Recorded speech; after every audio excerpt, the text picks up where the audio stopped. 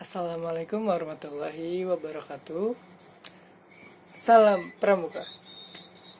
Perkenalkan, nama saya Muhammad Zidan Ramadan dari Ambalan Arjuna Srikandi 04219 04220 Pangkalan SMA Negeri 14 Bekasi.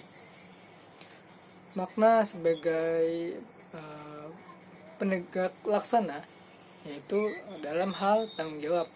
Nah, dalam hal tanggung jawab ini bukan saja tanggung jawab terhadap organisasi, tapi juga tanggung jawab kepada diri sendiri, tanggung jawab kepada keluarga, tanggung jawab terhadap lingkungan sekitar, tanggung jawab terhadap masyarakat, dan tanggung jawab terhadap bangsa Indonesia. Lalu dalam hal menghargai. Nah, menghargai ini akan sangat luas, seperti menghargai sesama manusia, menghargai waktu, menghargai teman, menghargai perbedaan agama, dan yang terakhir menghargai tenaga. Menghargai kerja keras dari kakak-kakak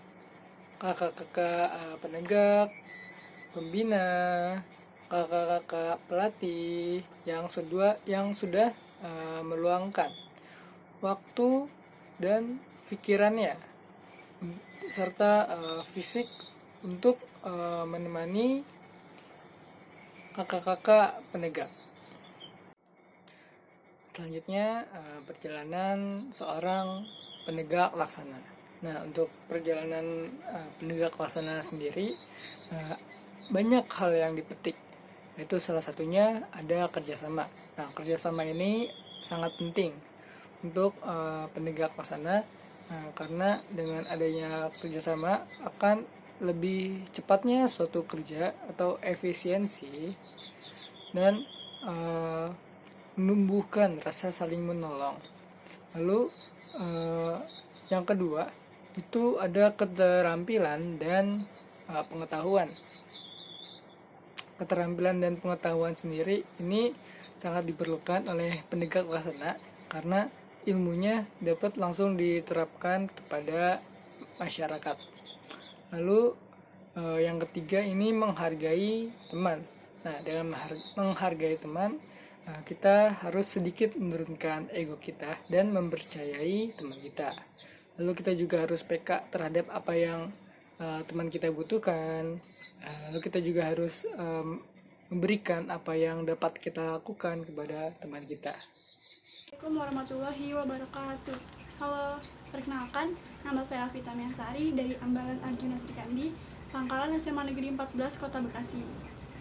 Berbicara mengenai pengalaman hidup sebagai laksana, karena saya sendiri masih baru-baru ini dilantik menjadi penegak laksana, sejujurnya saya sendiri masih belum paham betul apa dan bagaimana sejatinya seorang penegak laksana itu.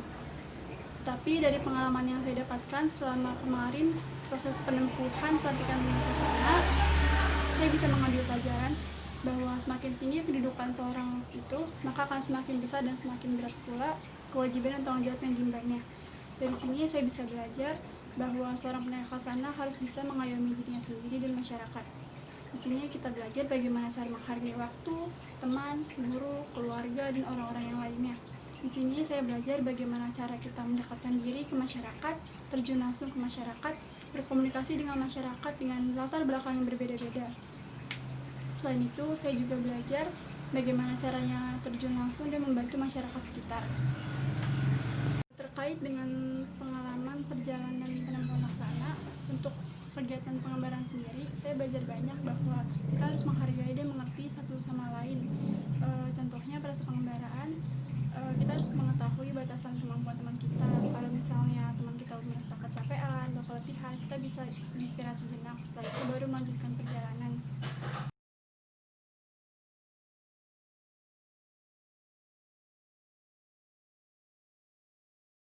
Sebagai camat Kecamatan Bekasi Utara, Satpol PP.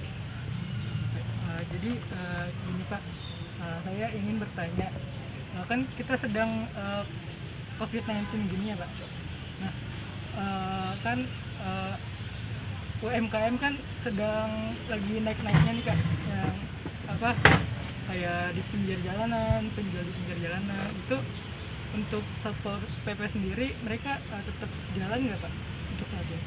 Selama masih dalam pandemi ini ya, maksudnya dari new normal atau sampai selanjutnya, kita dari tim Satpol PP Bekasi Utara selalu kasih penyuluhan ke pedagang, baik yang di pertokoan, baik pun yang di kaki lima ya, khususnya di Kecamatan Bekasi Utara. Setiap hari kita kualitasnya ke mereka, ya kan, kita bicara, kita sadarkan kan bahwa pembeli dan penjualnya harus menggunakan masker, ya kan, menjaga penyebaran COVID-19 ya, semuanya sudah kita lakukan dari awal sampai sekarang, sudah new normal ini kita lakukan keseluruhannya. Bapak pernah nemuin salah satu penjual yang melanggar aturan nggak Pak?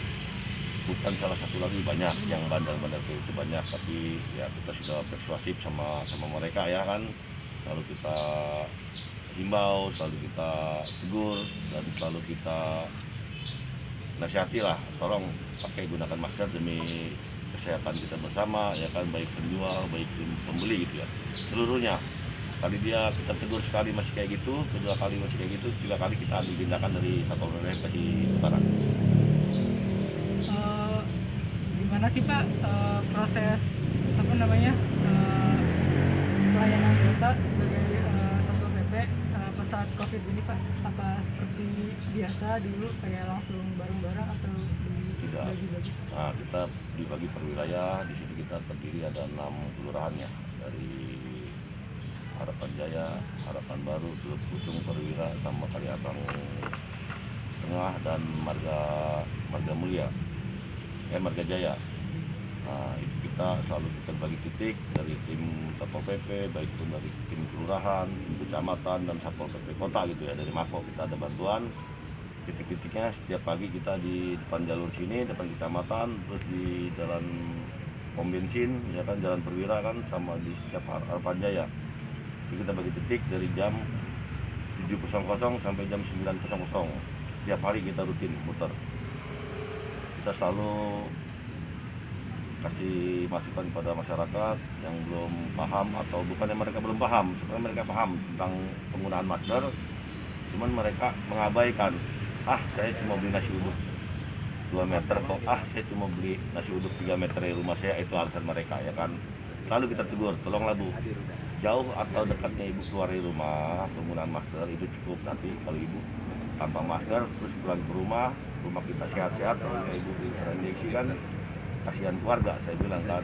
Lalu kita ingatkan terus, nggak pernah kita lengah, walaupun di pangkalan, walaupun kayak gini, memang kita kadang sini tidak menggunakan masker kan, karena kita jauh dari lingkungan ya kan. Kita sendiri juga memang tadi kalau dalam menjalankan tugas, rekan-rekan saya, anggota saya, selalu saya peringatkan, jangan lupa masker, cuci tangan ya kan, setelah dari lapangan ke kantor kita gitu ya. Selalu saya ingatkan ke anggota saya dan ke masyarakat.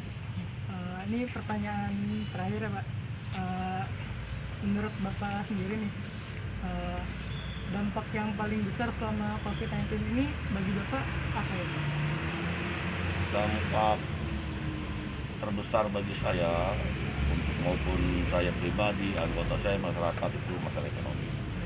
Ambruk ya kan, dan kan pedagang-pedagang kecil ya, pedagang besar pun ya, contohnya mau dari restoran ya kan, material, mereka banyak yang ngeluh dampak dari COVID-19 ini ya. Itu ekonomi bukannya di Kecamatan Bekasi Barat saja ya, khususnya di kota Bekasi dan khususnya Indonesia itu anjlok, benar-benar anjlok gitu kan. Kita pun sebagai pegawai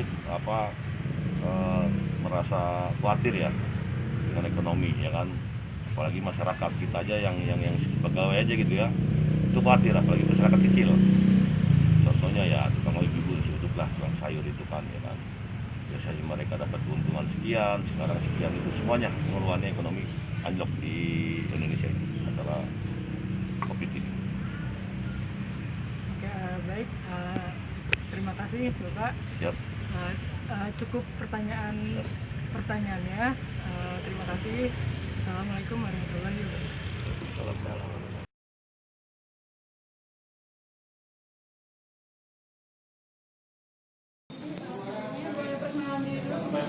Boleh. Siapa jabatan Bapak apa? Kebetulan ya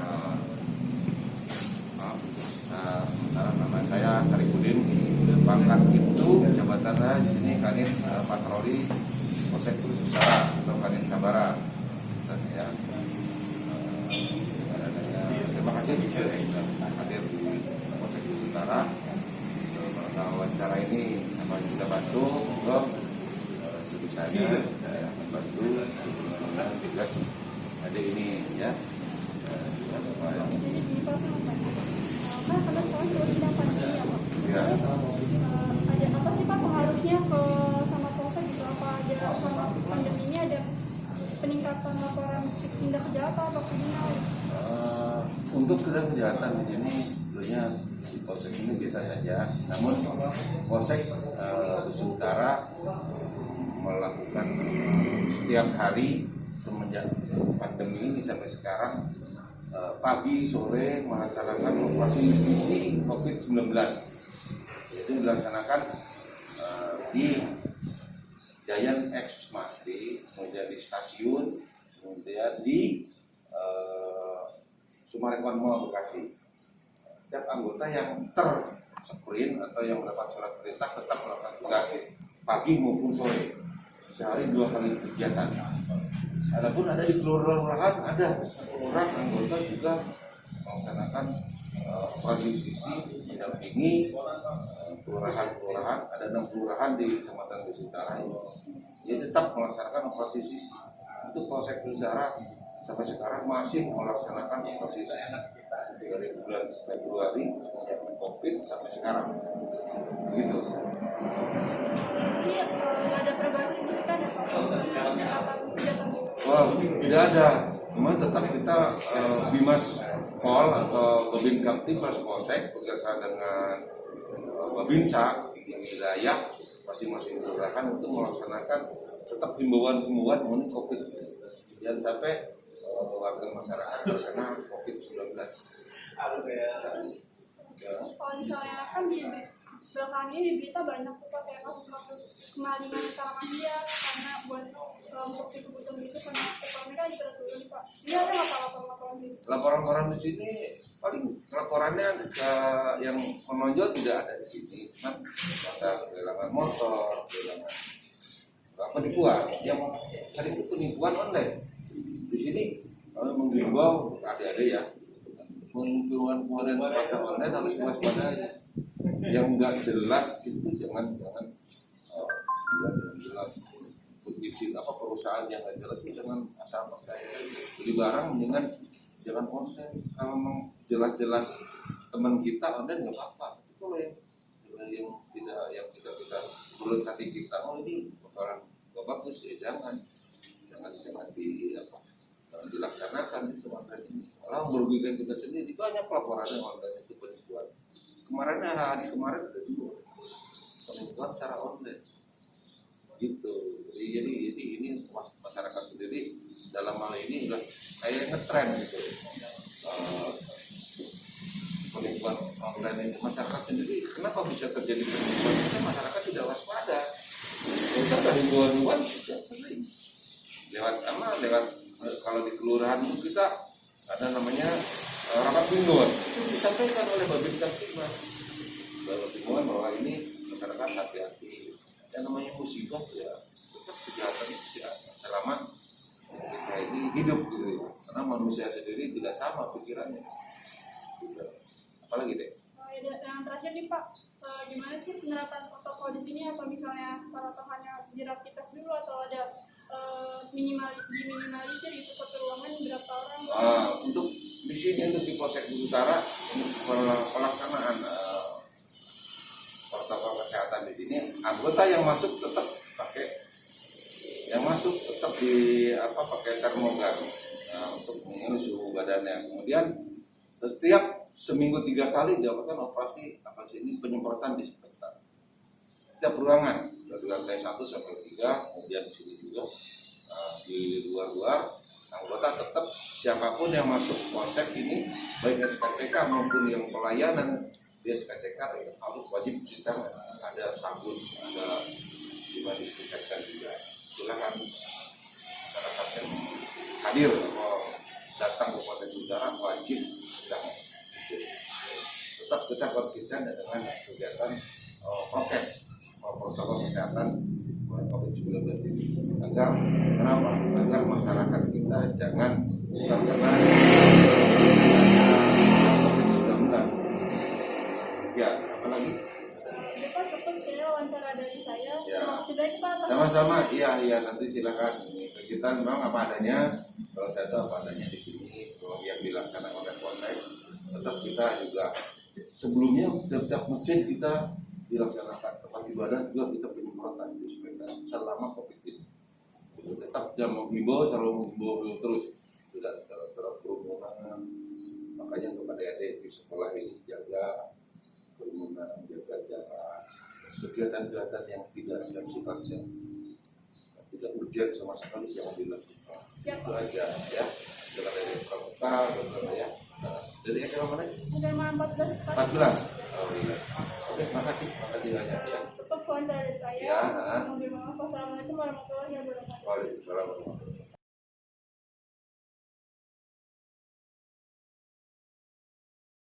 Jadi selama pandemi ini kegiatannya pengamanan gitu ya Pak ke tempat-tempat. Ya namanya di Koramil kan lihat situasi, kondisi wilayah. Kalau COVID ini kan jadi kita merapat di pasar-pasar, di mall, pusat-pusat keramaian intinya itu. Ya. Terus kalau misalnya buat pengamanannya di sini sendiri gimana Pak? Sama staff-staff di sini kayak gitu? Apa ada pembagian kerja nggak di shift-shift gitu? Namanya di TNI itu 24 jam, tidak ada pembagian. Jadi stay di sini tuh siapa? Iya, dibagi-bagi per wilayah, di wilayah-wilayah, di kelurahan kadang-kadang. Isinya itu aja. Sekian ya Pak, terima kasih atas waktunya Pak. Sedikit harapan saya ke depannya agar dapat lebih banyak lagi mengajarkan ilmu-ilmu yang saya dapat. Bisa dari kakak-kakak penegak atau dari kakak pembina, dari kakak pelatih, dari kakak alumni. Nah, bertepatan dengan itu, saya mengucapkan Selamat Hari Guru Nasional 2020. Jasamu tak terlupakan. Setiap orang dapat menjadi guru bagi mereka sendiri. Terlebih dari itu semua, tentunya pasti masih banyak hal yang belum saya ketahui. Karena itu, harapan saya ke depannya, saya harap saya bisa terus belajar, mencari lebih banyak pengalaman lagi, dan menjadi contoh yang baik bagi semua orang, khususnya untuk Ambalan Aljuna Srikandi. Dan untuk itu tentunya tidak lepas dari bimbingan kakak pelatih dan kakak pembina pramuka. Makanya itu tidak lupa saya ucapkan terima kasih kepada kakak pelatih saya, Kak Agus, Kak Angga, pada kakak pembina mulai dari Kak Ruju, Kak Marna, Kak Vika, dan Kak Amel, serta para alumni yang selalu memberikan pengajaran, arahan, dan mendukung seluruh kegiatan Ambalan. Untuk itu juga saya ucapkan Selamat Hari Guru Nasional untuk seluruh tenaga pendidik dan tenaga pengajar di Indonesia. Maju terus pramuka, maju terus Indonesia. Assalamualaikum warahmatullahi wabarakatuh. Salam Pramuka.